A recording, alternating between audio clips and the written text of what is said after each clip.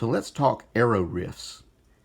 What's an arrow rift? Arrow rift is a pattern in the arrow shaft that lets you know that there's a top and a bottom and two sides to every arrow shaft. A rift is a V-shaped pattern within the wood, and the rifts need to be placed in such a way on your bow that they're straight up or straight down. You don't want your rifts to go to the sides.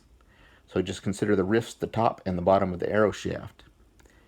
Now these black markings are not true rifts, but I just put them on here so they'd be really easy to see. Now, anytime you look at a wooden arrow shaft, you'll identify a rift somewhere in there. So the idea with this is that rift is where the arrow tends to break. And if it does break, you want the rifts to be on top and bottom so that the arrow breaks up and away from your hand or down and bounce off the shelf. So either way, you should be well protected.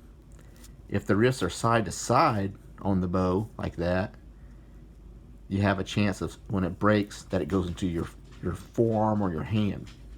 So remember, locate your rifts and always make them up the top of the arrow shaft and the bottom of the arrow shaft. Another good thing to remember is, if at all possible, find the best rifts and put your arrow point on the end of the arrow where the rifts are the most pronounced and they're pointing towards the end of the shaft. In other words, it wouldn't be good to put my arrow point here where it's at the wide part of the rifts. It would be better to put my arrow point here the same direction the rifts are pointing.